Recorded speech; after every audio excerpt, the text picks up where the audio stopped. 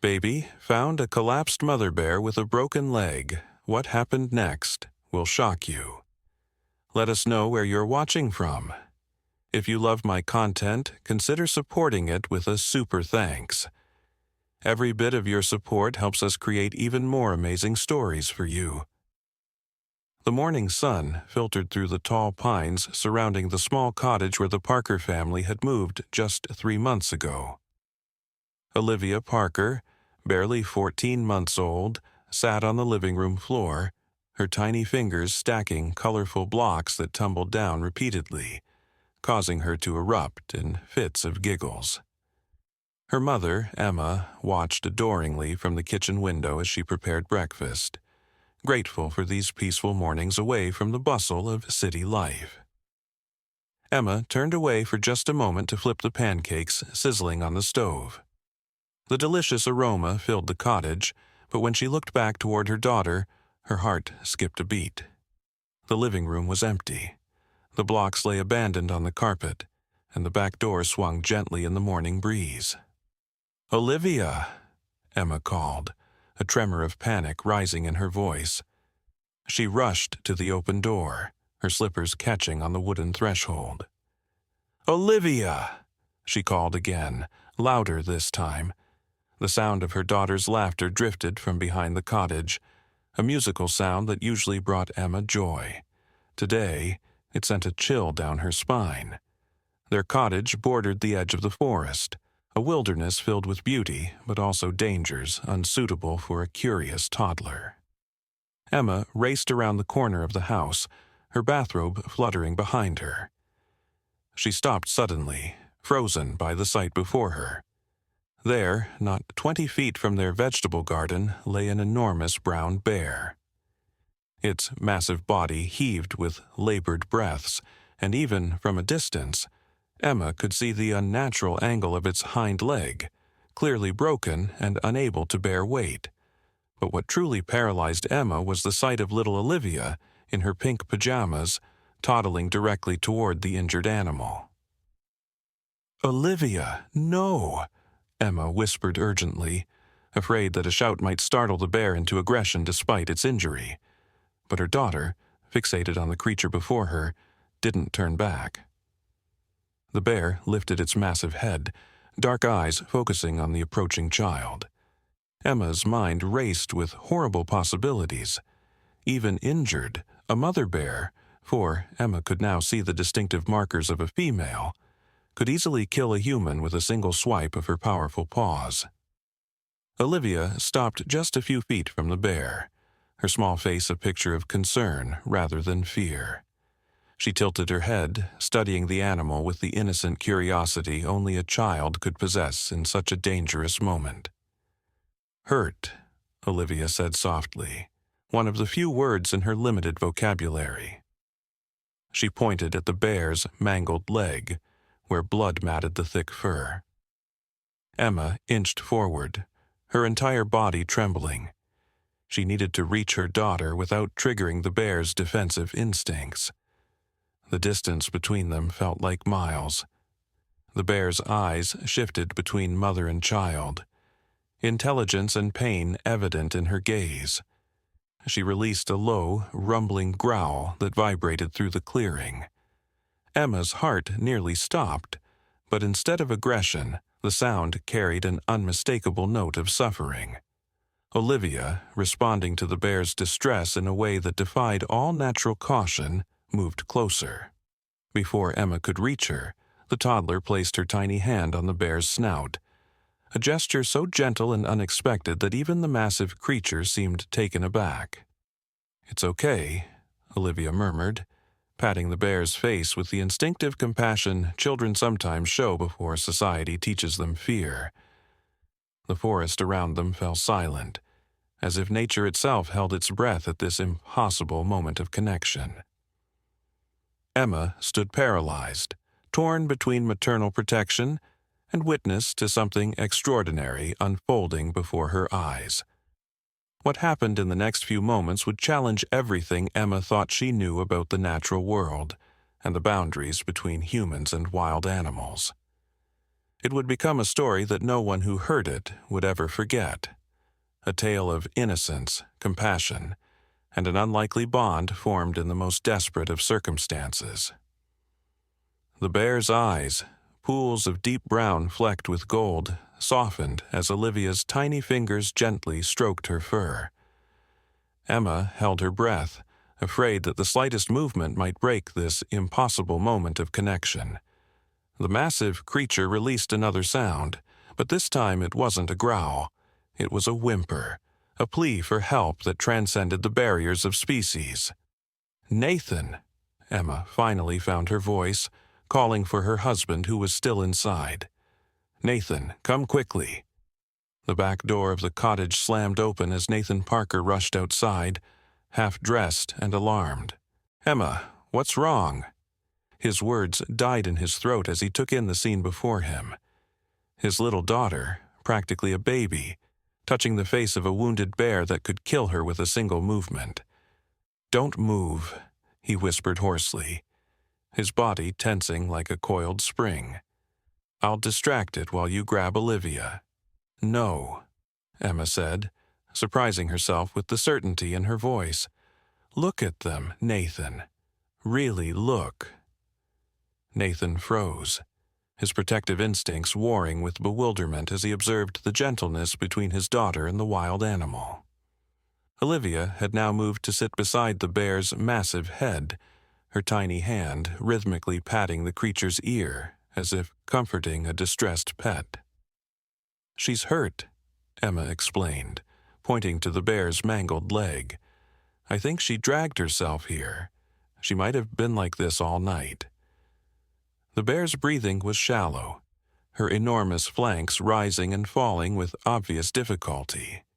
Blood had pooled beneath her leg, dark and viscous against the morning dew on the grass. Without veterinary care, it was clear the animal wouldn't survive much longer. "I should call the ranger station," Nathan said, running his fingers through his disheveled hair, still trying to process the surreal scene. "But I don't know if they'll get here in time." A rustling sound from the underbrush at the forest's edge made them all turn. Emma gasped as two small bear cubs emerged hesitantly from the trees, their round bodies wobbling uncertainly as they approached. Their tiny eyes darted between their mother and the humans, fear and desperation evident in their movements. "Cubs," Nathan breathed. "That's why she's here. She was trying to protect them when she got hurt." The mother bear's eyes followed her cubs, and she made a soft grunting sound, seemingly encouraging them despite her pain. The cubs approached cautiously, sniffing the air and eyeing Olivia with a mixture of curiosity and trepidation. To the astonishment of both parents, Olivia smiled broadly at the cubs. "Babies!" she squealed in delight, pointing at them with excitement, but remaining remarkably still beside the mother bear's head. The universe seemed to hold its breath as one of the cubs took a tentative step forward, then another, inching closer to the strange human child who showed no fear. The cub was small, probably born earlier that spring, with downy fur that still carried the softness of infancy.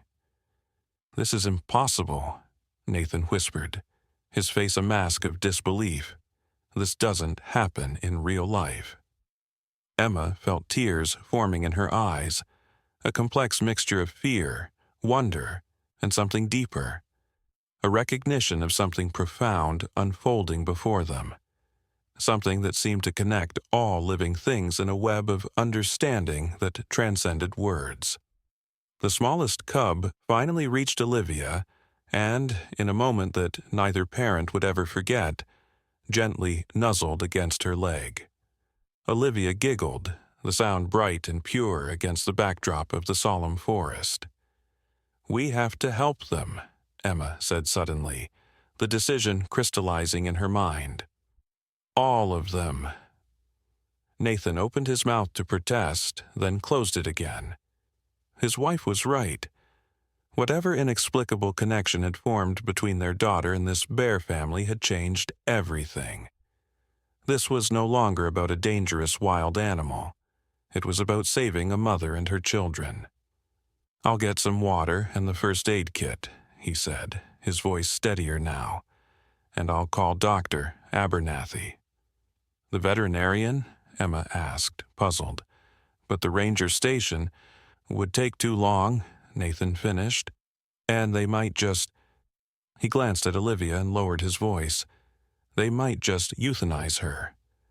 Dr. Abernathy worked with the Wildlife Rehabilitation Center before moving here. She knows bears." Emma nodded, understanding. As Nathan hurried back to the cottage, she took a cautious step toward her daughter and the bear family. The mother bear watched her approach, those intelligent eyes tracking every movement, but there was no aggression in her gaze, only pain and a wary acceptance. "It's okay," Emma said softly, echoing her daughter's words from earlier. "We're going to help you." The bear seemed to understand, or perhaps she was simply too weak to fight.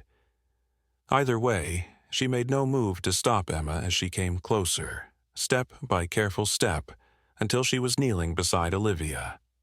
"Mama, bear hurt," Olivia said seriously, looking up at her mother with eyes that held more wisdom than her 14 months should allow.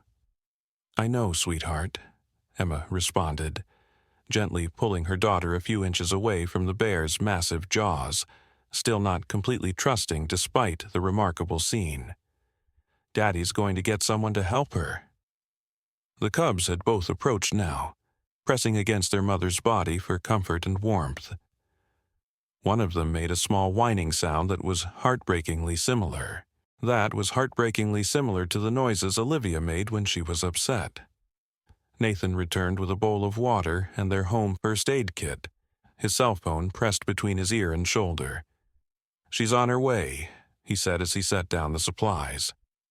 10 minutes, maybe less. She says not to move the bear."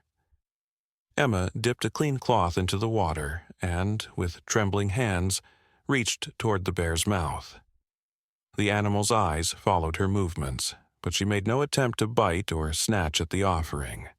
Instead, she gently lapped at the moisture when Emma held the cloth near her muzzle, the massive tongue careful not to touch human skin.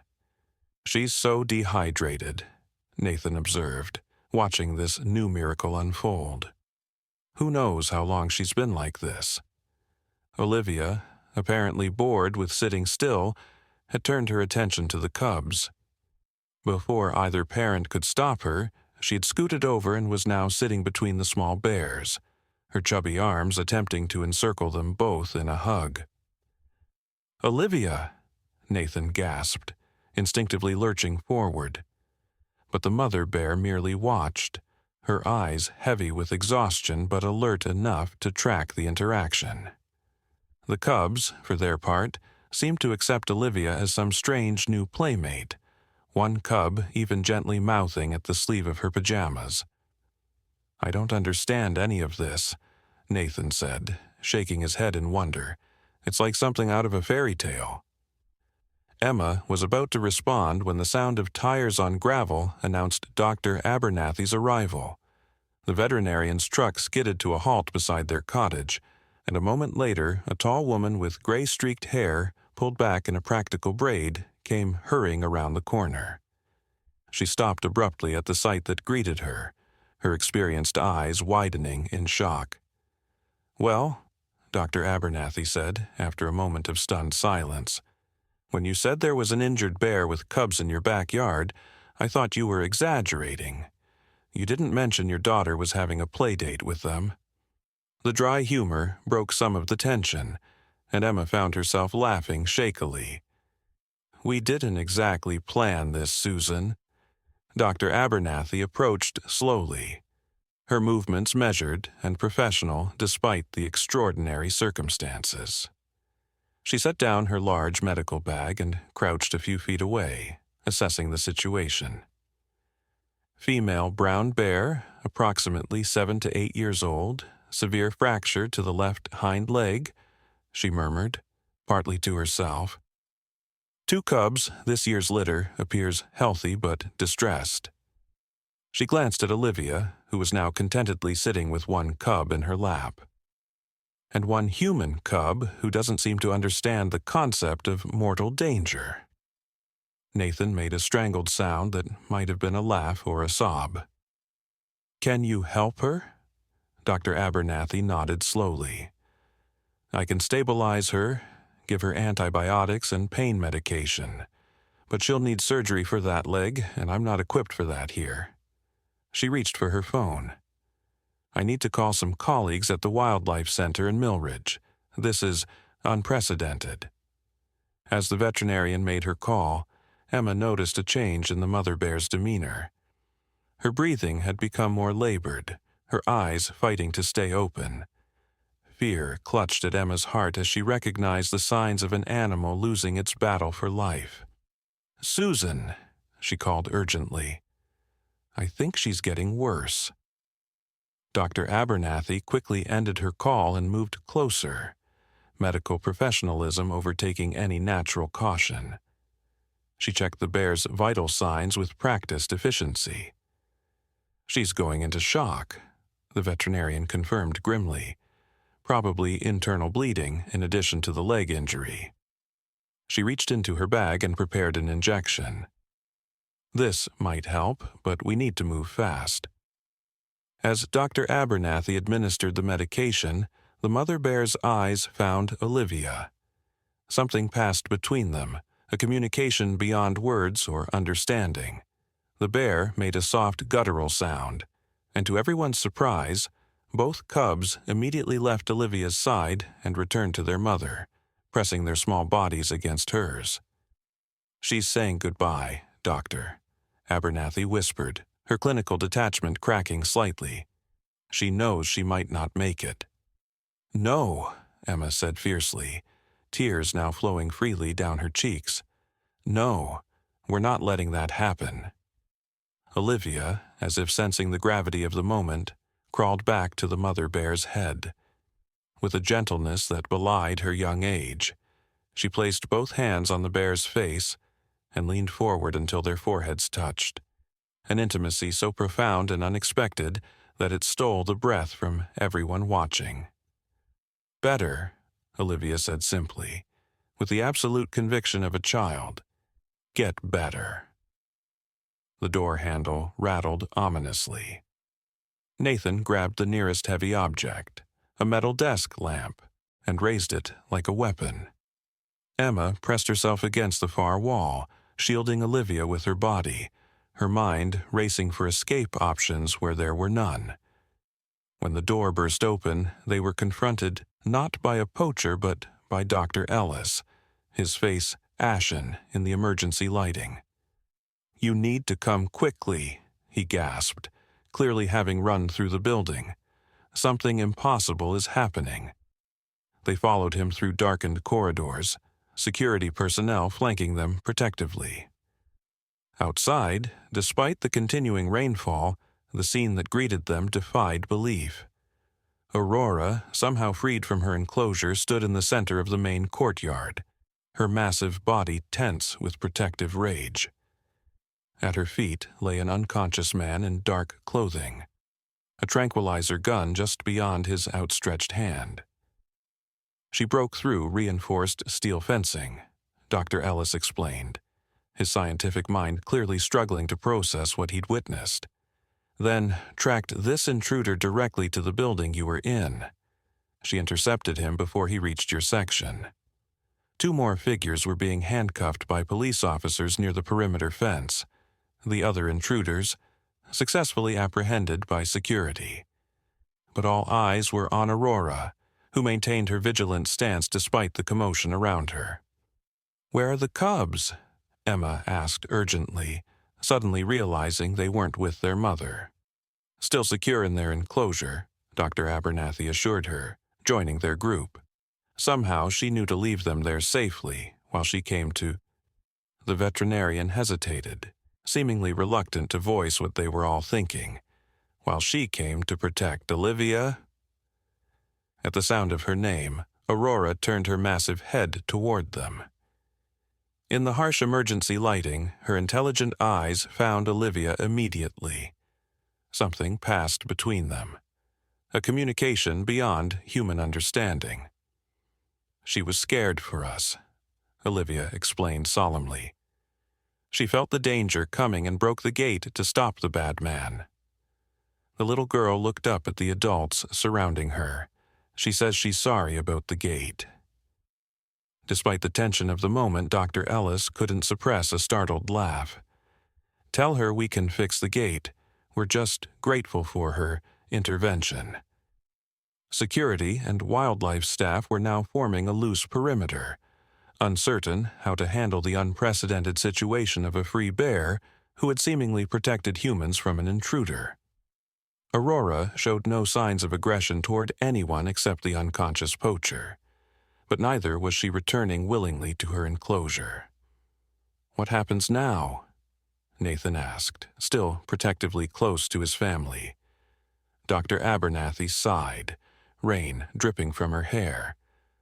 Protocol would dictate sedation and return to containment, but given the extraordinary circumstances, "She won't hurt anyone," Olivia stated with absolute certainty. "She just wants to make sure we're safe." As if to prove the point, Aurora settled onto her haunches, her eyes never leaving Olivia, but her posture now calm and non-threatening. The rain continued to soak her thick fur, but she seemed indifferent to the discomfort. Dr. Ellis made a decision. "Let's give her space. Keep essential personnel only, remove the intruder, and let Olivia communicate with her. Perhaps she can convince Aurora to return voluntarily." With gentle guidance from her parents, Olivia approached the massive bear. Emma's heart raced with residual fear despite their unprecedented bond, but Aurora's demeanor remained peaceful, even gentle, as the child came near. "Thank you for saving us," Olivia said simply, placing her small hand on the bear's rain-soaked muzzle. "But you need to go back to Star and Moon now. They need their mama." For several breathless moments, child and bear remained connected in their silent communication. Then, with a soft rumbling sound, almost like a purr, Aurora rose and turned toward the bear enclosures, moving with the dignified pace of a sovereign returning to her realm. Staff members scrambled to create a clear path, opening necessary gates while maintaining a respectful distance. As they watched Aurora disappear back into the rehabilitation area, Dr. Ellis shook his head in wonder. "In 30 years of wildlife conservation, I've never seen anything remotely like this." She broke out of a secure enclosure, neutralized a threat to humans she's bonded with, and then returned voluntarily to captivity. "Not captivity," Olivia corrected, her voice tired but certain. "Aurora knows you're helping her get better so they can all go home to the forest. She trusts you." Later, as dawn broke through clearing skies, the full story emerged. The 3 intruders were indeed connected to Ridgway's trafficking operation, sent to eliminate evidence and potential witnesses, including Aurora herself, whose distinctive pelt would have been identifiable if her body parts appeared on the black market. "They specifically targeted your family as well," the lead investigator informed the Parkers grimly. "Apparently, Ridgway communicated to his associates that a little girl who talks to bears had identified him. They considered you a threat to their entire network." Emma felt ill at the thought of these dangerous men targeting Olivia. "Are we safe now?" The investigator nodded reassuringly. These were the last active members of Ridgway's immediate circle. The broader investigation continues, but the direct threat to you and the bears has been neutralized. He paused, shaking his head slightly. "Though I'm still trying to wrap my mind around the bears' behavior. The surveillance footage is extraordinary." News of the incident was carefully managed, officially reported as a security breach that was successfully contained with the help of the center's trained staff. The more remarkable aspects of Aurora's actions and Olivia's connection to the bears remained known only to those who had witnessed them directly. In the days that followed, security gradually returned to normal at the center, though Aurora's rehabilitation enclosure received significant upgrades. The mother bear had become something of a legend among the staff, who now approached her with a mixture of scientific interest and newfound respect bordering on reverence. For Olivia, however, nothing had changed. She continued her daily visits with the bear family, her connection with them as natural and profound as ever. If anything, the dramatic events had deepened their bond, adding a shared experience of protection and trust. 1 week after the incident, Dr. Ellis called another meeting with the Parkers. This time, his demeanor was calm, even optimistic. Aurora's physical recovery has exceeded all expectations, he reported. The orthopedic specialists believe she's ready for the first phase of release preparation. Emma felt a complicated surge of emotions. Joy for the bears' progress mingled with the knowledge that their remarkable time together was drawing to a close. How soon? We're looking at next week for the transition to the soft release enclosure, Dr. Ellis explained. It's a 5-acre protected area adjacent to their eventual release site. They'll live there for at least a month while we monitor their readaptation to a more natural environment. And Olivia? Nathan asked the question foremost in both parents' minds. Dr. Ellis smiled gently. We've designed protocols that would allow supervised visits during the transition period. Not daily, as that would potentially hinder their rewilding process, but perhaps twice weekly. It should help ease the separation for everyone involved. The soft release enclosure was located deep in the protected forest, accessible only by a narrow service road that wound through dense woodlands. The Parkers' first visit, 5 days after the bears' relocation, filled Olivia with such excitement that she chattered continuously during the 30-minute drive, her vocabulary and articulation continuing to astonish even her parents. Aurora says their new home has so many smells and sounds, she informed them eagerly. She's teaching Star and Moon to find grubs under fallen logs, and they discovered a blackberry patch yesterday. The enclosure itself was nearly invisible within the natural landscape, a carefully designed space bordered by specially reinforced fencing that blended with the surrounding forest. Observation was conducted primarily through camouflaged cameras, with a single viewing blind constructed to allow occasional direct monitoring. As they approached the blind, Dr. Abernathy, who had accompanied them, held up a cautioning hand. "We haven't seen them yet today," she explained quietly. "They've been exploring the far side of the enclosure, which is a good sign for their rewilding process. They might not approach the viewing area." Olivia, however, seemed unconcerned. She closed her eyes briefly, a small furrow of concentration appearing between her brows. "They're coming," she announced confidently. "Aurora heard us." True to her word, within minutes, movement became visible among the trees at the far end of the enclosure. Aurora appeared first, her powerful body moving with renewed grace as her heeled leg supported her weight fully. The cubs bounded alongside her, already noticeably larger than when they had first arrived at the center. Instead of approaching the viewing blind directly, Aurora led her cubs to a small stream that cut through the enclosure. There, in full view but maintaining a natural distance, she demonstrated fishing techniques to Star and Moon, who watched with varying degrees of attention before attempting to mimic her precise paw movements. "This is exactly the behavior we've been hoping to see," Dr. Abernathy whispered excitedly. "She's actively teaching them survival skills. The fact that she's chosen to do so where Olivia can observe, that's the extraordinary part." Emma watched her daughter's face, alight with joy and understanding as she witnessed this private lesson. She wants to show Olivia that they're learning to live in the forest again, Emma realized aloud. She's preparing them, and preparing Olivia for their eventual separation. The insight brought tears to her eyes.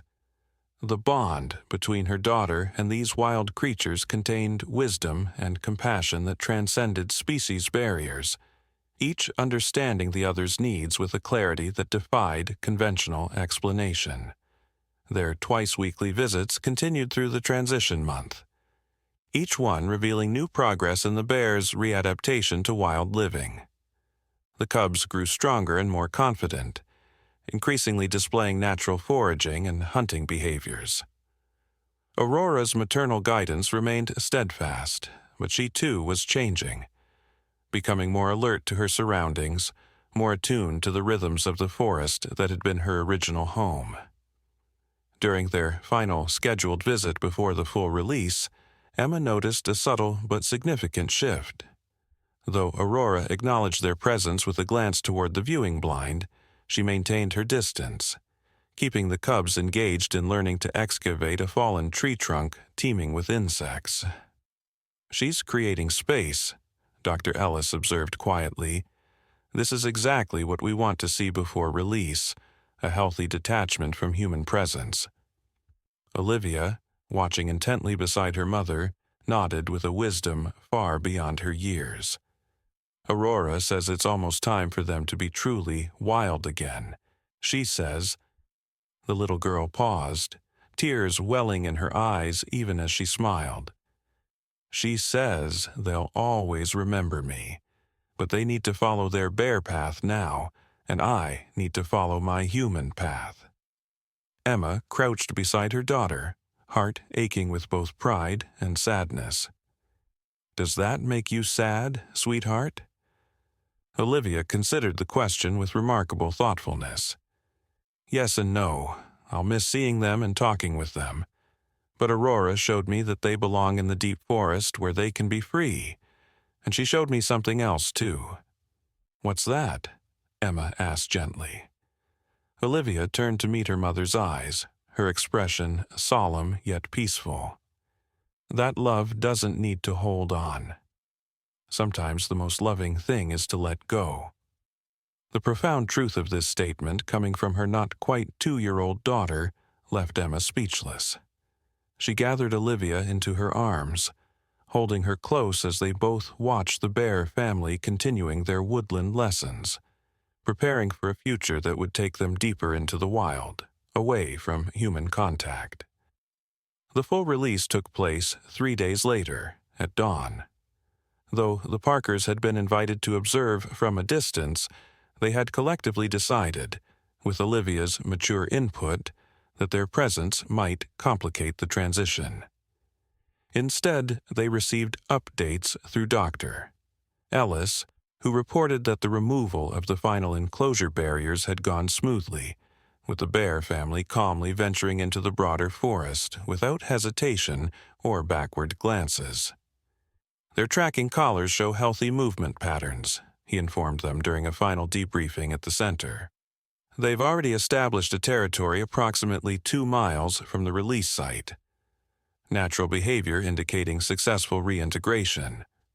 As the Parkers prepared to return to their own cottage and resume something resembling normal life, Dr. Ellis presented them with a small satellite tracking device. "This is tuned specifically to Aurora's collar frequency," he explained. "It won't give you exact locations. That data remains secured for their protection, but it will show general movement patterns and confirm her continued well-being." He smiled at Olivia. "A way to know she's thriving, even when you can't see her." The return to their cottage felt simultaneously familiar and strange, as if they had all been transformed by their experience in ways that made the previous normalcy of their lives seem almost foreign. Emma found herself standing at the edge of their yard, looking toward the forest where, miles away, Aurora and her cubs were establishing their new life. Olivia joined her, slipping her small hand into her mother's. "They're happy," she said confidently. Aurora found a good den near a stream with many fish. Emma squeezed her daughter's hand gently. "You can still feel her, can't you? Even from this distance?" Olivia nodded, her expression thoughtful. "Not always as clearly, but sometimes, especially when I'm falling asleep, I can see through her eyes for a little while. She's teaching me to remember that we're all connected. Not just people to people, but people to animals, and animals to the forest, and the forest to the sky." In the months that followed, life gradually settled into new patterns. The Parkers fielded media requests with cautious discretion, sharing only select details of their experience with the injured mother bear they had helped rescue. Olivia's unique role in the rehabilitation remained their private family story, protected from public scrutiny. Dr. Chen continued to work with Olivia, documenting her extraordinary cognitive development while respecting the deeper mystery of her connection to Aurora. Though the most dramatic manifestations of this connection had indeed diminished with distance and time, as Dr. Chen had predicted, Olivia retained an exceptional intuitive understanding of animal behavior and natural systems that continually astonished those around her. On a crisp autumn morning, nearly 6 months after Aurora's release, the Parkers were enjoying breakfast on their cottage porch when Olivia suddenly went very still, her spoon suspended halfway to her mouth. "They're coming to visit," she announced with quiet certainty. Before either parent could question this unexpected statement, movement at the forest edge caught their attention. There, half concealed among morning shadows and golden autumn foliage, stood Aurora, larger and more magnificent than ever, her coat glossy with health, her bearing regal and wild. Beside her, nearly grown but still recognizable, Star and Moon surveyed the human dwelling with alert curiosity. Emma and Nathan froze, breathless with wonder at this impossible reunion. Aurora made no move to approach the cottage, maintaining a cautious distance that honored the boundary between wild and domestic spaces. Her gaze, however, found Olivia unerringly across the intervening yard. Without a word to her astonished parents, Olivia calmly set down her spoon and walked to the edge of the porch steps. There she stopped, seeming to instinctively understand the new terms of their relationship. She did not call out or approach further, but simply stood in quiet acknowledgement of the bear's presence. For a long moment, child and bear regarded each other across the distance, no longer caregiver and patient, but two beings of different worlds sharing a connection that transcended ordinary understanding. Aurora made a soft chuffing sound, her breath visible in the cool morning air. Then, with deliberate grace, she turned and melted back into the forest, her cubs following obediently behind her. Within seconds, they had vanished completely, leaving only swaying branches to mark their passage. Olivia returned to the breakfast table, a serene smile illuminating her face. "Aurora wanted to show me they're doing well," she explained matter-of-factly, "and to remind me that friends can find each other across any distance." Emma and Nathan exchanged glances of wonder and gratitude. Whatever remarkable gift their daughter possessed, whether some extraordinary form of empathy, an ability science had yet to fully understand, or simply the pure, open-hearted connection that perhaps all children might maintain with the natural world if given the chance, it had touched their lives with mystery and meaning that would shape them forever. As the golden autumn light filtered through changing leaves, Emma found herself thinking of Aurora's final gift, this brief visitation that acknowledged their shared journey while respecting the necessary boundaries between human and wild. In that perfect balance of connection and separation, there was a wisdom worth preserving, a reminder of humanity's complex place within the greater web of life. Olivia, as if sensing her mother's thoughts, looked up from her breakfast with eyes that somehow contained both childlike wonder and ancient understanding. "Aurora says we're all part of the same big story," she said simply. "We just forget sometimes." And in that moment, watching the forest where their extraordinary friends had briefly appeared and then returned to their wild freedom, Emma believed this was profoundly true, that despite all artificial barriers between species, despite the complexity of modern life that so often separated humans from the natural world, we remained part of an unbroken circle of connection. All it took was a child's open heart, and perhaps a wounded bear's trust, to remind us of this essential truth.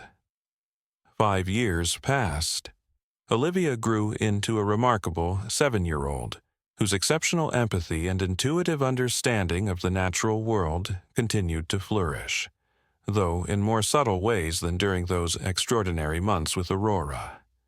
She had become something of a local legend in their small community, the girl who could sense what animals needed, who could calm the most frightened creatures, who seemed to hear whispers in the wind that others missed.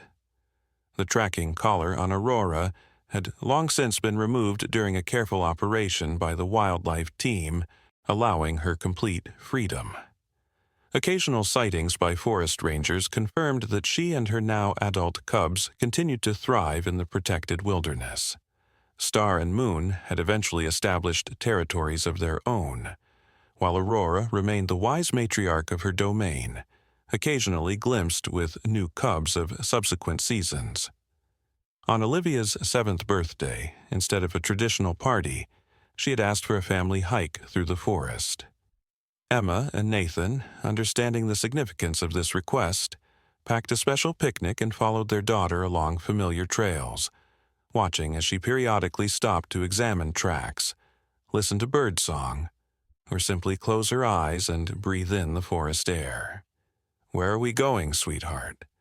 Emma finally asked as they ventured deeper into the woods than their usual walks. Olivia smiled mysteriously. "To a special place. Aurora showed it to me in a dream." Though these dream connections had grown less frequent over the years, Emma and Nathan had learned to trust their daughter's intuitions. They continued following as she led them with unwavering certainty through increasingly dense woodland until they emerged into a breathtaking hidden glade. A small waterfall cascaded into a crystal-clear pool, surrounded by wildflowers that danced in the dappled sunlight filtering through the canopy.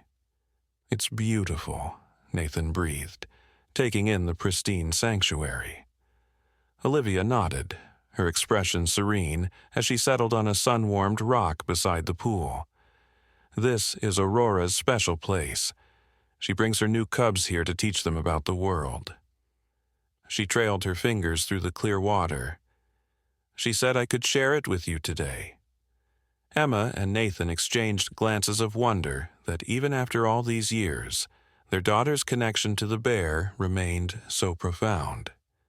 They unpacked their picnic in reverent silence, honoring the sacred quality of this hidden grove.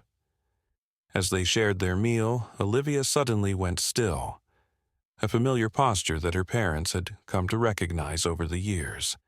She was sensing something beyond ordinary perception. "She's coming," Olivia whispered, her face lighting with joy.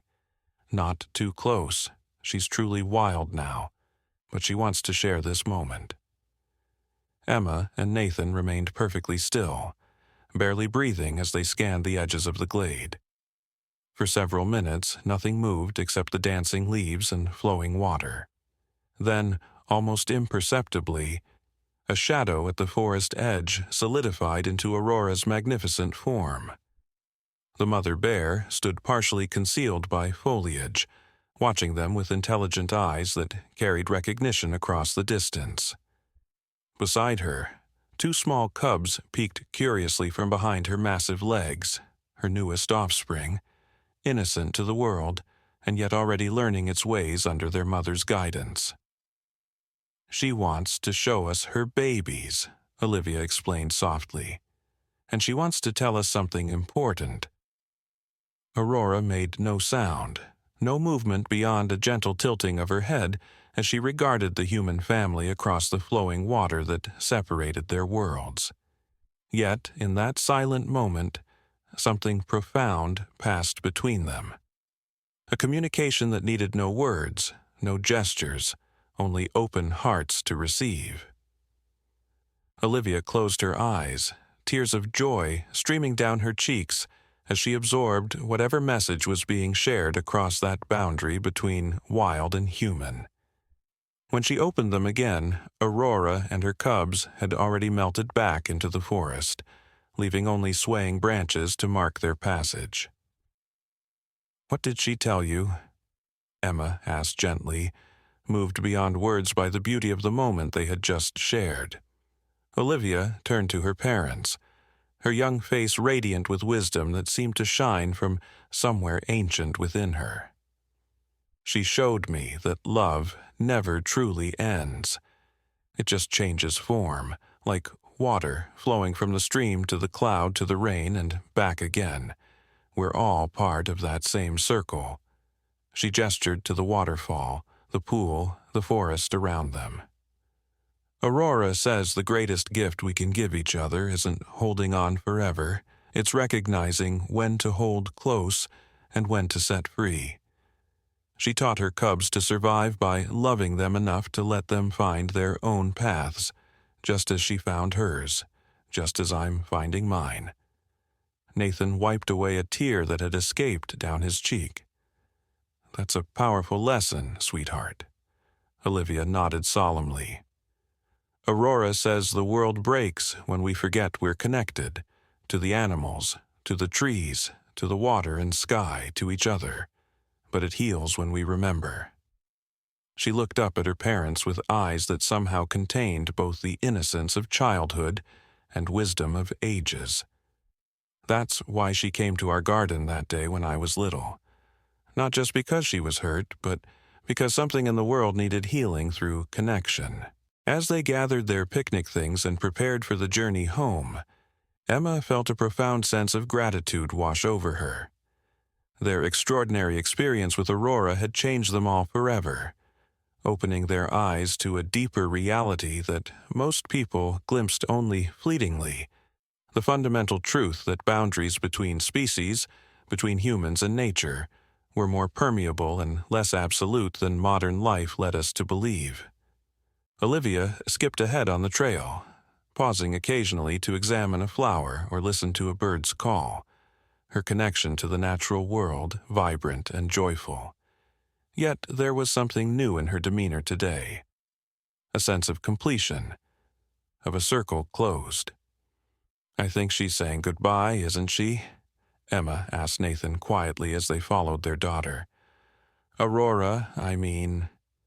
Nathan nodded thoughtfully. "Not goodbye forever, more like she's acknowledging that Olivia is growing up, finding her own path. Just as Aurora helped Olivia when she needed guidance, now Olivia needs to share her gifts with the wider world." That evening, as Emma tucked Olivia into bed, her daughter looked up with peaceful certainty in her eyes. "Mom, I've decided what I want to be when I grow up." "What's that, sweetheart?" Emma asked, smoothing back her daughter's hair. "A healer," Olivia said simply. "For animals, for people, for the forest, for all the connections that get broken or forgotten." Emma kissed her forehead gently. "I think you already are, my love. You always have been."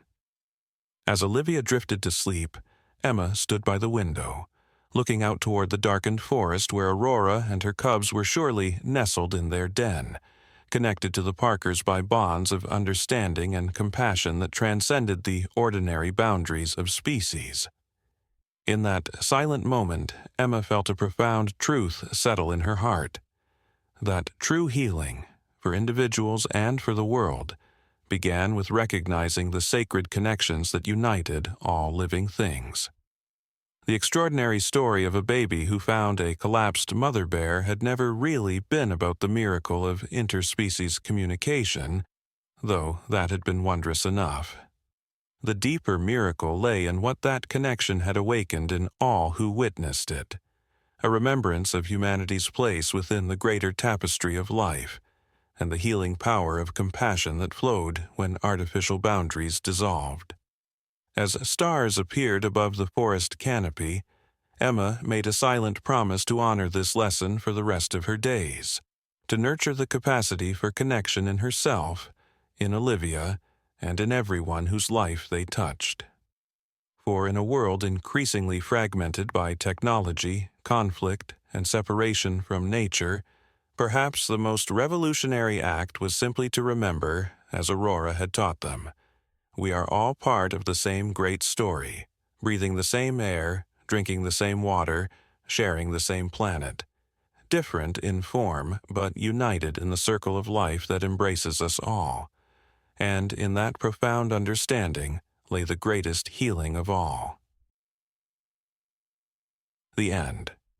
Over the next 2 weeks, an extraordinary routine developed. The Parkers temporarily moved into a cabin on the Conservation Center's grounds, allowing Olivia to visit the bear family daily. The mother bear, whom the staff had named Aurora, was recovering in a spacious rehabilitation enclosure, her broken leg supported by a specialized cast developed for large mammals. What amazed the center's veterinarians was Aurora's unprecedented tolerance for human presence. Wild bears, even those in rehabilitation settings, typically maintained a wary distance from their human caretakers. Aurora, however, would watch calmly as staff members changed her bandages and administered medication, particularly when Olivia was present. "It's like she knows we're helping her," one of the newer staff members commented after a particularly smooth treatment session. Dr. Ellis, who had been observing the interactions with growing fascination, nodded thoughtfully. "I believe she does understand, in her way, and I think our young friend here has something to do with that understanding." Olivia, who had been sitting nearby reading a picture book about bears, a new interest sparked by her experience, looked up at the mention and smiled. At just 14 months, her developmental progress over these 2 weeks had astonished everyone, including her parents. Her vocabulary had expanded exponentially, and she now spoke in complete, articulate sentences that would be advanced even for a 3-year-old. "Aurora says her leg feels better today," Olivia announced casually, turning a page in her book. "But it itches under the cast." The staff exchanged glances, a mixture of amazement and scientific skepticism that had become familiar around the Parker family. No one quite knew what to make of Olivia's apparent ability to understand Aurora's thoughts or feelings, yet her observations often aligned with measurable physiological signs the medical team would later document. Emma helped her daughter turn another page in the book. "Sweetheart, how do you know what Aurora is thinking?" Olivia looked up at her mother with an expression of innocent confusion, as if the answer should be obvious. "I just listen, Mommy, not with my ears, with my heart." This simple explanation, delivered with a child's straightforward conviction, brought unexpected tears to Emma's eyes. There was a wisdom in her daughter's words that transcended her young age, a reminder of truths that perhaps existed before language and civilization created barriers between humans and the natural world. Meanwhile, the cubs, whom Olivia had named Star and Moon, continued to flourish under the center's care, and their unique bond with the human child. Dr. Ellis had initiated a careful research study documenting the interactions, hoping to gain insights that might benefit wildlife conservation and rehabilitation protocols. "What we're seeing challenges fundamental assumptions about human-wildlife relationships," he explained one evening as the Parkers joined him for dinner at the center's cafeteria. "The prevailing wisdom is that wild animals, especially predators like bears, maintain an instinctive wariness of humans that's essential to their survival in the wild." Nathan nodded, watching Olivia coloring nearby. And you're worried this connection might make them vulnerable if they're released. That's one concern, Doctor, Ellis acknowledged. But there's something else happening here that's equally fascinating. The cubs are learning appropriate bear behaviors despite their comfort with Olivia. They're not becoming domesticated in the way we'd expect with this level of human interaction. Emma considered this. So they're maintaining their wild instincts? Exactly, Dr. Ellis said, his eyes lighting with scientific enthusiasm. It's as if Olivia is communicating with them on their terms, rather than imposing human expectations. She's not training them to be pets. She's somehow bridging the gap between our worlds while respecting the integrity of theirs. As if to illustrate his point, Olivia looked up from her coloring book. Star and Moon need to learn to find berries, she announced seriously. They don't know how yet, but Aurora wants to teach them when her leg is better. Dr. Ellis smiled gently. And how do you know that, Olivia? The little girl shrugged, returning to her coloring. Aurora told me when I visited her today. She says thank you for the fish. She likes it better than the other food. Later that night, after Olivia was asleep in the cabin's small second bedroom, Emma and Nathan sat on the porch swing, contemplating the stars visible through the conservation center's minimal light pollution. I keep wondering what happens next, Emma admitted softly. This can't last forever. Eventually, they'll need to be released back into the wild. Nathan squeezed her hand. I've been thinking about that too. Dr. Ellis mentioned they might release them in the protected forest near our cottage. It's within Aurora's original territory, far enough from hunting zones to be relatively safe. Emma considered this. So they'd be neighbors, in a sense? But what about Olivia? How will she handle the separation? Before Nathan could respond, a soft voice came from the cabin doorway. They won't really go away, Mommy. They turned to find Olivia standing there in her nightgown, moonlight silvering her small form. Sweetheart, you should be asleep, Emma said gently, opening her arms for her daughter to climb into her lap. Olivia settled against her mother's chest, her eyes reflecting the starlight. Aurora says we'll always be connected, even when they go back to the forest. She says some bonds don't break with distance. Nathan stroked his daughter's hair, meeting Emma's eyes over the child's head. The depth of wisdom in Olivia's words continued to startle them, a reminder that perhaps children existed closer to life's fundamental truths before the world taught them otherwise.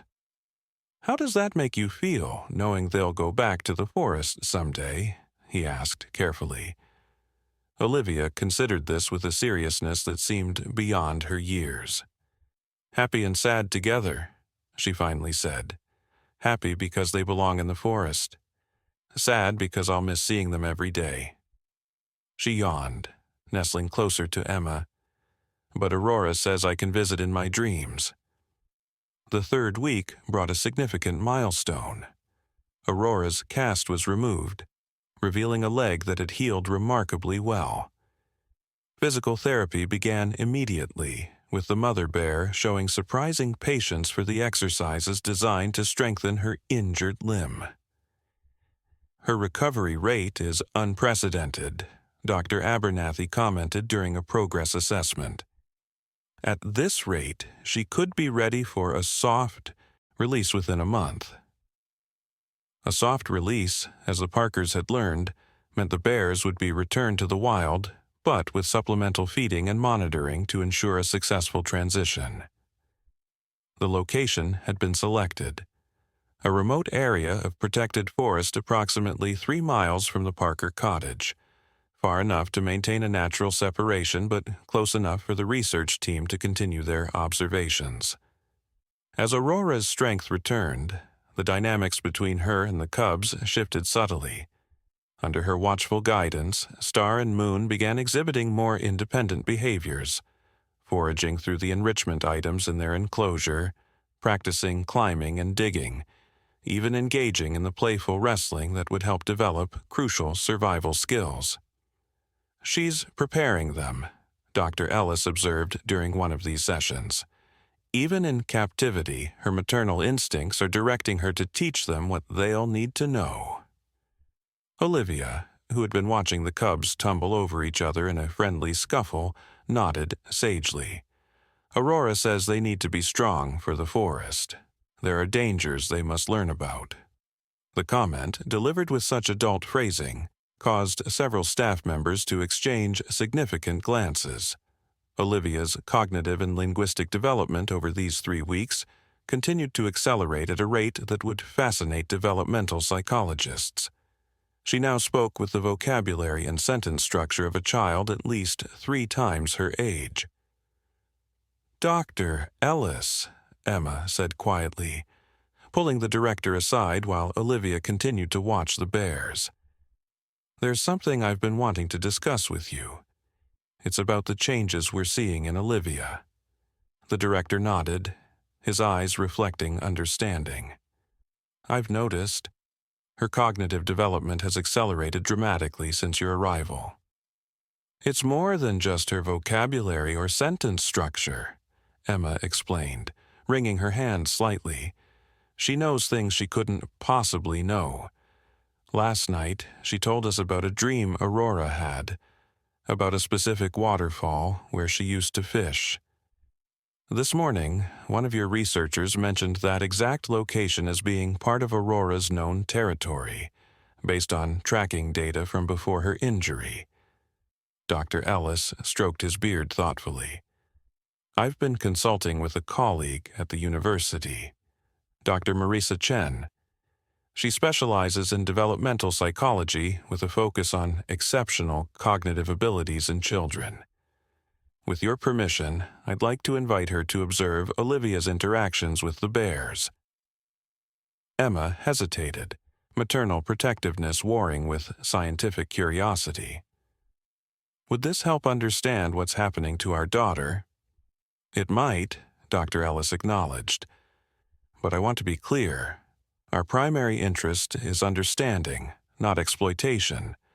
Olivia's gift, whatever its nature, deserves respect." After discussing it with Nathan, Emma agreed to the consultation. 2 days later, Dr. Chen arrived at the center, a petite woman with intelligent eyes and a calm demeanor that immediately put the Parkers at ease. "I've reviewed the observation notes," she told them after introductions. "Remarkable doesn't begin to describe what's happening here." They watched together as Olivia sat near the divider in the interaction space, quietly conversing with Aurora. Though the child spoke aloud, her words seemed only part of a deeper exchange that transcended verbal communication. "The flowers near your den will bloom soon," Olivia was saying, her small fingers tracing patterns on the floor. "Yellow ones that smell sweet. You're right, they do taste bitter, though." Dr. Chen observed with focused attention, occasionally making notes but mostly simply watching. After nearly an hour, she requested time to speak with Olivia directly, with her parents present. "Olivia," she began gently, once they were seated in a comfortable office, "can you tell me how you talk to Aurora?" The little girl looked up from the paper where she had been drawing what appeared to be a detailed map of forest paths. "It's like when you close your eyes and feel the sun on your face," she explained earnestly. "You don't see the sun, but you know it's there. I don't hear Aurora's words, but I feel what she means." "And when did you first notice you could do this?" Dr. Chen asked. Olivia frowned slightly, considering. "When I touched her nose and saw her memories. She was scared and hurting, and I wanted to help. Then something opened up, like a door inside my head." "Memories?" Emma interjected, unable to contain her surprise. "You can see Aurora's memories?" Olivia nodded matter-of-factly. "Not all the time. just when we're touching. She shows me things, like where she found honey in hollow trees, or the place where Star and Moon were born. Her expression grew troubled, and the bad man who hurt her leg. Dr. Chen exchanged a significant glance with the Parkers. "Olivia, can you tell us about this bad man?" The child's drawing hand stilled. He had a brown hat with feathers in it, and a big gun. Aurora was looking for food when she heard a loud bang. Then her leg hurt really bad, and she ran and ran until she couldn't anymore. Olivia looked up, her eyes suddenly wiser than her years. He wanted her fur to put on his floor. Nathan's expression hardened, and Emma covered her mouth in distress. Poaching was a persistent problem in the region, despite strict laws against it. Dr. Chen guided the conversation back to Olivia's abilities. "Has anything like this ever happened before? Have you ever felt connected to other animals?" Olivia considered this carefully. "I always know what our cat Muffin wants, and sometimes birds tell me things, but it wasn't like with Aurora. She needed me, and something woke up." Later, after Olivia had returned to the bears with Dr. Ellis, the adults conferred privately. "What she's describing has parallels in documented cases of exceptional empathy and intuition," Dr. Chen explained. "Children, particularly between the ages of 2 and 7, occasionally demonstrate abilities that seem to transcend conventional understanding, what some researchers call transparent consciousness. Their developing brains process reality differently than adult brains do." "But this seems so far beyond that," Emma protested gently. "She's describing what sounds like telepathy." Dr. Chen smiled thoughtfully. "Western science has only recently begun to seriously study phenomena that indigenous cultures have recognized for thousands of years. Many traditions speak of children as having special connections to the natural world, connections that typically fade as they adopt cultural frameworks that separate humans from nature." "So, you're saying this is normal?" Nathan asked skeptically. "I'm saying it may be more natural than we realize," Dr. Chen clarified. "What makes Olivia's case exceptional is that her abilities emerged so dramatically and have persisted with such clarity. Most children who demonstrate unusual intuitive connections experience them more sporadically, and the connections often fade as language development accelerates. But Olivia's language skills have exploded since connecting with Aurora," Emma pointed out. Dr. Chen nodded. "That's what makes this so fascinating from a developmental perspective. Rather than replacing her intuitive abilities, language seems to be enhancing them, allowing her to articulate what she perceives through this connection." "Will she always be this way?" Nathan asked, unsure whether to hope for a yes or no. Dr. Chen's expression softened. "That's impossible to predict. These abilities often diminish as children grow older and adopt more conventional ways of engaging with the world. But given the strength of Olivia's connection and her unique circumstances, it's possible she may retain some form of this gift." As the conversation concluded, Emma found herself staring out the window at her daughter, who was now sitting peacefully between Aurora and the cubs, her small hand resting on the mother bear's massive paw. Whatever was happening with Olivia, whether it was some form of extraordinary empathy, a cognitive anomaly, or something science had yet to fully understand, it was beautiful to witness. The following morning brought an unexpected development: a visit from state wildlife officials and a local game warden. They had come in response to the report about Aurora's gunshot wound, but their interest sharpened considerably when they learned about Olivia's description of the poacher. "A brown hat with feathers matches the description of a suspect we've been tracking for months," the senior wildlife officer explained. "He's believed to be responsible for multiple illegal kills in protected areas." What the officers proposed next created significant debate among the center's staff and the Parkers. They wanted to interview Olivia directly and have her review photographs of known poaching suspects. "Absolutely not," Emma said firmly. "She's not even 2 years old. I won't have her involved in a criminal investigation." The game warden, a woman named Ranger Martinez with kind eyes and a gentle manner, approached the conversation differently. "I understand your concerns completely," she assured Emma. "What if we simply show her some pictures informally? No pressure, no official statements. If she recognizes someone, it would just give us a direction to investigate further." After extensive discussion and assurances that Olivia would not be formally involved in any legal proceedings, the Parkers reluctantly agreed to a brief, casual interaction. Ranger Martinez sat with Olivia on the floor of the cabin's living room, showing her a tablet with photographs that she presented as people who work in the forest. Olivia politely looked at each image, showing little reaction until the 7th photograph appeared on the screen. Her small body stiffened immediately, and she pushed the tablet away. "That's the bad man," she said with absolute certainty. "The one who hurt Aurora."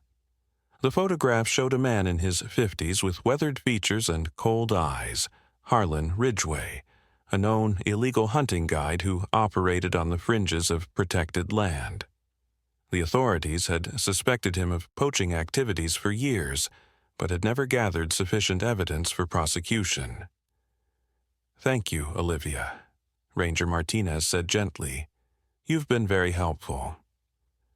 Later that day, as the wildlife officials prepared to leave, Dr. Ellis approached the Parkers with news. "They're executing a search warrant on Ridgway's property based on existing evidence," he explained.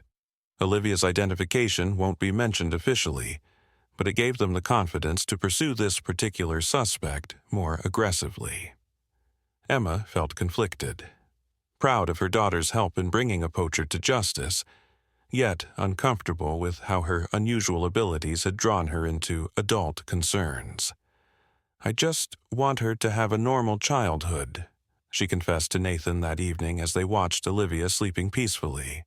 Whatever normal means after all this. Nathan brushed a strand of hair from his daughter's forehead. "Maybe her normal was always meant to be extraordinary. She's still our little girl, Em. She's just more than we imagined." The next morning brought startling news. The search of Ridgway's property had uncovered not only illegal hunting trophies and unregistered firearms, but also evidence linking him to a broader wildlife trafficking operation. The case had suddenly expanded beyond a single poaching incident to encompass an international network dealing in endangered species parts. They found bear gallbladders preserved for the black market, Dr. Ellis informed them grimly, as well as tiger parts and ivory. He wasn't just a local poacher. He was connected to suppliers across 3 continents. The revelation cast Aurora's injury in an even darker light. She hadn't simply been shot by an opportunistic hunter, but had been targeted specifically for her body parts. The wildlife trafficking trade was a multi-billion-dollar criminal enterprise that threatened species worldwide. As this information circulated among the staff, a strange tension developed at the center. Multiple law enforcement agencies became involved in the expanding investigation, and security around the facility was quietly enhanced. Dr. Ellis explained these measures as standard protocol, but Emma sensed something deeper in his concern. Her suspicions were confirmed 3 days later when Dr. Ellis requested an urgent meeting with the Parkers in his office. His usually calm demeanor was noticeably strained. "We've received information from the investigators that's concerning," he began without preamble. "Ridgway's operation wasn't working in isolation. He had partners, and according to communications they've uncovered, these individuals are aware that their operation has been compromised." "What does that mean for us?" Nathan asked. instinctively reaching for Emma's hand. Dr. Ellis removed his glasses, rubbing the bridge of his nose wearily. Potentially nothing. But we need to consider the possibility that Ridgway's associates might connect the investigation to Aurora's case, which has received some publicity in wildlife conservation circles. Emma felt a chill of foreboding. Are you saying we could be in danger? I don't want to alarm you unnecessarily, Dr. Ellis said carefully. But as a precaution, we're implementing additional security measures at the center, and I would recommend relocating temporarily, perhaps staying with family until the main suspects are in custody. Emma shook her head firmly. We can't leave Aurora and the cubs. Olivia would be devastated, and we've all seen how her presence affects their rehabilitation. Dr. Ellis looked troubled, but not surprised by their response. Then we'll ensure your safety here. The authorities have assigned plainclothes officers to the center, and all access is being strictly monitored. That night, as a precautionary measure, the Parkers moved from their cabin to a secure apartment within the main research building. Olivia, sensing the tension despite their efforts to shield her, grew uncharacteristically quiet. Aurora is worried, she told her parents, as they settled her into bed in the unfamiliar room. She smells strangers in the forest. Nathan and Emma exchanged alarmed glances. What kind of strangers, sweetheart? Nathan asked carefully. Olivia's brow furrowed in concentration. Men with metal things. Aurora says they smell like danger. Emma immediately reported this conversation to security, who increased patrols around the center's perimeter. Despite their assurances that no breaches had been detected, an atmosphere of vigilance descended over the facility. The following day brought heavy rainfall that continued well into the night, drumming against the windows of their temporary quarters.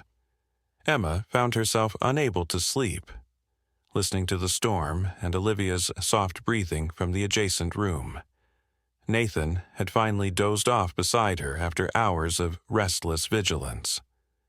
A subtle change in the ambient sound caught Emma's attention, a brief interruption in the rhythm of rainfall, like a door closing somewhere in the building. Probably just security doing their rounds, she told herself. But something urged her to check on Olivia. Slipping from bed, Emma padded quietly to the connecting door and eased it open. Moonlight filtered through the rain-streaked window, illuminating the small bed where Olivia slept peacefully, her favorite stuffed bear clutched to her chest. Emma released a breath she hadn't realized she was holding. As she turned to return to bed, a movement outside the window caught her eye. Despite the late hour and pouring rain, a figure was moving purposefully across the grounds toward the bare enclosures. Emma's first instinct was to assume it was facility staff, but something about the furtive movement triggered alarm bells. She quickly woke Nathan, keeping her voice low to avoid disturbing Olivia. Someone's heading toward Aurora's enclosure, she whispered, and they're trying not to be seen. Nathan was instantly alert. I'll call security. You stay with Olivia. As he reached for the phone, a piercing alarm shattered the night's stillness, followed by floodlights illuminating the grounds. Through the window, Emma could now see not one, but 3 figures running between buildings, pursued by uniformed security personnel. Olivia awakened with a cry of distress, her eyes wide with fear, not for herself, but for her bare family. They want to hurt Aurora, she exclaimed with sudden urgency. The bad men came for her. Nathan was already on the phone with security, reporting what they could see from their window. Emma gathered Olivia into her arms, trying to calm her, while her own heart raced with fear. It's okay, sweetheart, she soothed, though she wasn't at all certain this was true. The security guards won't let anyone hurt Aurora. No! Olivia struggled against her mother's embrace, her small face fierce with determination. I need to warn her. She can protect the cubs if she knows. Before Emma could respond, the building's power abruptly failed, plunging them into darkness broken only by emergency lights in the hallway. The security system continued to wail, but now they could hear shouting and the sound of breaking glass from somewhere deeper in the facility. Nathan ended his call and moved quickly to secure their door. Security says 3 intruders breached the perimeter. They're trying to contain them, but one may have entered this building. Emma clutched Olivia tighter, fear coursing through her. What do we do? A sudden, unearthly roar echoed through the rain-drenched night. Aurora's voice, but with a ferocity they had never heard before.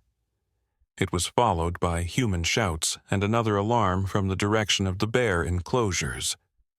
Olivia went completely still in Emma's arms, her eyes unfocused as if listening to something only she could hear. "Aurora broke the gate," she whispered, awe and fear mingling in her voice. "She's coming to protect us."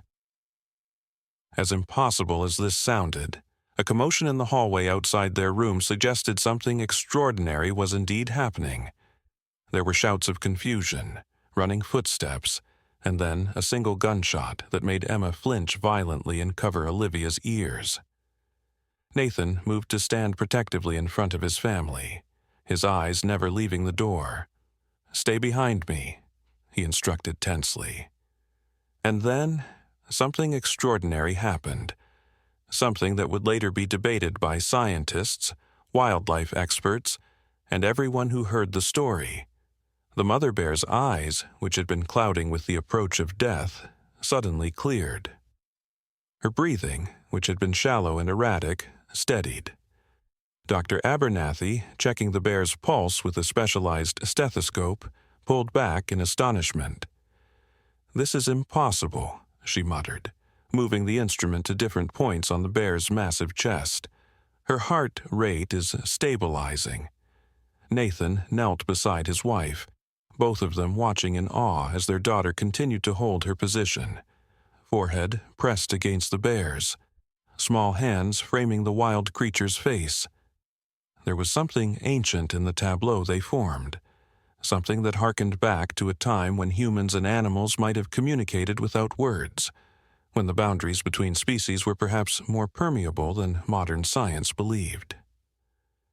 "The medication shouldn't work this fast," Dr. Abernathy said, her professional skepticism battling with the evidence before her eyes. "This doesn't make medical sense." A low rumble emanated from the mother bear, not a growl of threat, but something softer, almost like a purr, though bears weren't supposed to make such sounds. The cubs responded immediately, pressing closer to their mother, their small bodies vibrating with what could only be described as hope. Olivia finally pulled away from the bear, her face solemn but her eyes bright. "She says thank you," the little girl announced with perfect clarity, using more words at once than her parents had ever heard from her. Emma and Nathan exchanged shocked glances. Their daughter, who normally spoke in single words or simple phrases, had just formed a complete, coherent sentence and claimed to translate the thoughts of a wild bear. Before anyone could respond to this new impossibility, the sound of vehicles approaching interrupted the moment. Dr. Abernathy's colleagues from the Wildlife Center had arrived, their large animal transport vehicle followed by a mobile veterinary surgery unit, resources normally reserved for emergencies at zoos or conservation centers. "I told them it was urgent," Dr. Abernathy explained, rising to meet her colleagues, "though I didn't mention all of this." She gestured vaguely at Olivia, who had now settled contentedly between the bear cubs again, the 3 young creatures leaning against each other like longtime friends. The team from the Wildlife Center emerged from their vehicles, equipment in hand, then stopped in their tracks at the sight before them. Emma could hardly blame them. Even having witnessed the events unfold, she still couldn't quite believe what she was seeing. Susan, one of the vets said cautiously. "You didn't mention there was a child involved." "Trust me, Robert, that's the least bizarre part of this situation," Dr. Abernathy replied, ushering her colleagues forward. "The bear is stable for now, but she needs that surgery." What followed was a carefully choreographed operation as the wildlife team prepared to sedate the mother bear for transport. What they hadn't prepared for was Olivia's reaction.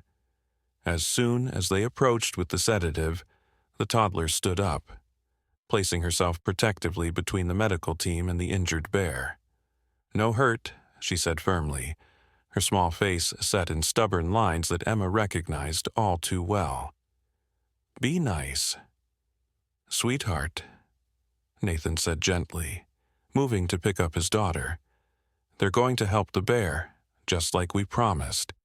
They need to give her medicine so she can sleep during the ride to the animal hospital." Olivia considered this, her expression far too thoughtful for a 14-month-old child. Then, to everyone's surprise, she nodded and stepped aside, but not before leaning down to whisper something in the mother bear's ear. The bear, as if understanding, gave a slow blink of acknowledgement before allowing the veterinary team to approach. The sedation was administered without incident, and soon the massive creature was unconscious, ready for transport. "What about the cubs?" Emma asked as the team carefully loaded the mother bear onto a stretcher. "They can't stay here alone." "We'll take them too, Doctor," Abernathy assured her. "They're young, but not newborns. With proper care, they'll be fine until their mother recovers." As the wildlife team prepared to load the cubs into a separate transport crate, however, a new problem arose. The cubs resisted, whimpering and struggling, refusing to be separated from Olivia. "I've never seen anything like this," one of the younger vets commented, watching as the cubs repeatedly broke away from their handlers to return to the little girl. "It's like they've imprinted on her." Olivia, for her part, seemed equally distressed at the separation, her eyes filling with tears as she reached for her new friends. "My babies," she insisted, trying to follow as they were once again guided toward the transport crate. Emma and Nathan exchanged looks, a silent conversation passing between them. This day had already veered so far from normal that what they were considering seemed almost reasonable by comparison. "What if—" Emma began hesitantly. "What if we come with you? To the wildlife center? Just until the cubs settle in?" The suggestion was met with skepticism from some of the wildlife team, but Dr. Abernathy nodded thoughtfully. "It might actually help with their transition," she admitted. "And it would certainly make for easier loading if they're willing to follow the child." And so, in a turn of events that neither Emma nor Nathan could have possibly imagined when they woke up that morning, they found themselves following a wildlife rescue convoy to the Millridge Conservation Center, their daughter chattering happily in her car seat about her bear friends, with a vocabulary that seemed to grow by the minute. "Did you notice she's talking more?" Nathan asked quietly as he drove, glancing in the rearview mirror at Olivia. "Like, a lot more?" Emma nodded, still processing everything that had happened. "It's like something opened in her when she touched the bear." They fell silent, neither wanting to articulate the strange thoughts circling in their minds. There was something mysterious about what they had witnessed, something that defied rational explanation. Their scientifically minded friends would laugh if they suggested their daughter had formed some sort of psychic connection with a wild bear, and yet they had both seen it with their own eyes.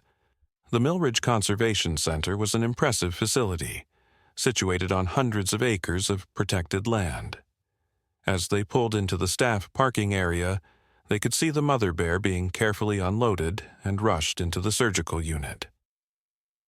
"They'll start the operation immediately," Dr. Abernathy explained as she met them by their car.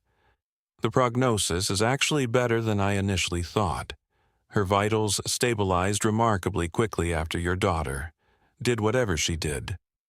Emma helped Olivia out of her car seat, still clad in the pink pajamas she'd been wearing when she wandered outside hours earlier.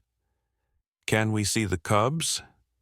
Dr. Abernathy led them to a special area of the center designed for rehabilitating orphaned or injured young animals. The bear cubs had already been settled into a spacious enclosure with climbing structures and natural elements, but they were huddled together in a corner, clearly distressed by the unfamiliar surroundings and their mother's absence. As soon as Olivia approached the glass partition separating visitors from the enclosure, the cubs perked up, rushing to press their small paws against the barrier. "Babies!" Olivia exclaimed, her face lighting up with joy. She turned to Dr. Abernathy with an imploring expression. "Pet them." The veterinarian hesitated, years of professional caution warring with what she'd witnessed that morning. "That would be against all our protocols," she said slowly. "These are wild animals, not domestic pets." "But they know her," Emma pointed out quietly. "You saw it yourself." Dr. Abernathy sighed, running a hand through her hair, loosening strands from her practical braid. "Let me talk to the director. This is unprecedented." While they waited, Olivia remained at the glass, communicating with the cubs in her own way, a mixture of simple words, gestures, and what appeared to be meaningful eye contact. The cubs responded to her every movement, mirroring her actions when she raised a hand or tilted her head. "It's beautiful," a voice said behind them. They turned to find an elderly man in a khaki uniform observing the interaction with keen interest. "I'm Dr. Howard Ellis, director of the center. Susan has told me about your extraordinary morning." Nathan stepped forward, extending his hand. "Nathan Parker. This is my wife Emma and our daughter Olivia. I know this situation is unusual." "Unusual?" Dr. Ellis chuckled, shaking Nathan's hand warmly. "In 40 years of wildlife conservation, I've never heard anything like it, which is precisely why I'd like to understand it better." He crouched down to Olivia's level, maintaining a respectful distance. "Hello, young lady.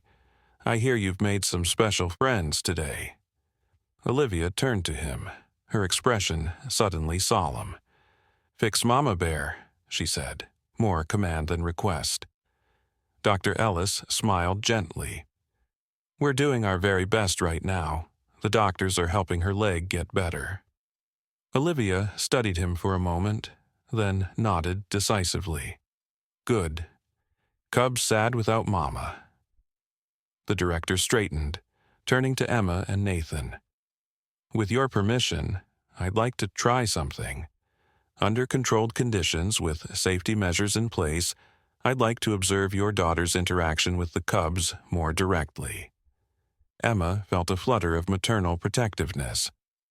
"You want to put her in with the bears?" "Not exactly, Doctor," Ellis clarified. "We have a special interaction space designed for socializing animals that will eventually be released back into the wild. It allows limited contact while maintaining necessary boundaries." Nathan squeezed Emma's hand supportively. "What do you think this will accomplish?" Dr. Ellis's eyes gleamed with scientific curiosity. "Honestly, I'm not sure, but what you've described, and what Susan witnessed, suggests a connection that could teach us something valuable about interspecies communication." He glanced at Olivia, who had returned her attention to the cubs. "And perhaps about children's innate abilities that we adults have forgotten or lost." After further discussion and assurances about safety protocols, Emma and Nathan agreed. They were led to a special room divided by a partial barrier with gaps large enough for controlled interaction but designed to allow quick separation if needed. Olivia showed no fear as she was seated on a cushioned floor near the barrier. The cubs were brought in on the other side, and their reaction was immediate. Whimpering with excitement, they rushed to the gaps in the barrier, seeking contact with their human friend. What followed was 2 hours of the most remarkable interaction any of the observing scientists had ever witnessed. Olivia played with the cubs as if they were children her own age, somehow communicating her intentions through a combination of sounds, gestures, and expressions that the young bears seemed to understand perfectly. Most astounding of all was when one of the center's staff approached with bottles of specialized formula for the cubs. Before anyone could demonstrate, Olivia took a bottle and showed the cubs how to drink from it, guiding their muzzles to the nipple with gentle hands. "She's teaching them," Dr. Ellis murmured in amazement, "as if she knows what they need." Emma watched her daughter, emotions swirling in her chest. Pride, wonder, and a touch of something deeper, something almost like reverence for the mystery unfolding before her eyes. Halfway through the interaction session, Dr. Abernathy entered the observation area, her surgical scrub showing signs of the operation she had assisted with. "The surgery went well," she announced, moving to stand beside the Parkers. "Better than expected, actually. The fracture was complex but clean, and we were able to set it with pins. With time and rehabilitation, she should regain full mobility." Emma closed her eyes briefly in relief. "Thank you. There's something else, Doctor," Abernathy added, her voice dropping slightly. "During the surgery, we discovered something unusual, a small bullet fragment embedded near the fracture site." Nathan's expression darkened. "Someone shot her?" "It appears so," the veterinarian confirmed grimly. "Probably a hunter, though bear season doesn't open for months. She likely ran on the injured leg until it finally gave out, which explains why she ended up near your property, far from her usual territory." Emma felt a surge of rage on behalf of the wounded animal who had shown such gentleness toward her child. "Will you report it?" Dr. Abernathy nodded. "Game wardens have already been notified. Unfortunately, finding the culprit will be difficult without witnesses." Their conversation was interrupted by excited exclamations from the staff monitoring the interaction. They turned to see Olivia sitting cross-legged, a cub cradled in each arm, all three with their eyes closed as if meditating together. "She's calmed them completely," one of the wildlife specialists noted with awe. "Their heart rates have dropped to normal resting levels. They were stressed earlier about their mother, but now they're perfectly content." Dr. Ellis shook his head in wonder.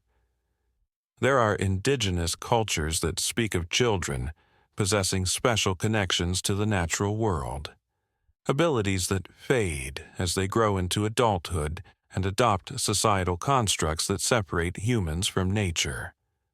He gestured toward Olivia. "Perhaps we're witnessing something like that, an innate connection that most of us have forgotten how to access." As evening approached, the staff prepared night quarters for the cubs, and Emma and Nathan made arrangements to stay at a hotel near the conservation center. Separating Olivia from her new friends proved emotional. The little girl cried genuine tears as she said goodbye, promising to return in the morning. "Mama Bear dreams of forest," she told her parents as they carried her to the car. "She remembers tall trees and honey." Emma and Nathan exchanged glances over their daughter's head, both wondering the same thing. How could Olivia possibly know what the sedated bear was dreaming? That night in the hotel room, after Olivia had finally fallen asleep, exhausted from the day's extraordinary events, Emma and Nathan sat together on the small balcony, speaking in hushed tones. "Do you think she'll remember any of this when she's older?" Nathan wondered, gazing at the stars visible above the small town. Emma considered the question carefully. "I don't know, but I think it's changing her even now. Did you notice how much more she's talking? How clearly?" Nathan nodded. It's like something woke up inside her when she connected with that bear, something special. I keep thinking about what Dr. Ellis said, Emma murmured, about children having abilities that adults have forgotten. What if Olivia has shown us something important, something bigger than just this one incredible day? They sat in contemplative silence, the events of the day settling around them like the gentle fall of evening shadows. Whatever was happening with their daughter, whatever connection had formed between a human child and a wild bear family, felt significant in ways they couldn't yet fully comprehend. Morning brought news that the mother bear had spent a comfortable night, her vital signs strong, her recovery already exceeding expectations. The cubs, too, had adapted well to their temporary home, though they became noticeably more animated when Olivia arrived, sensing her presence even before she entered the viewing area.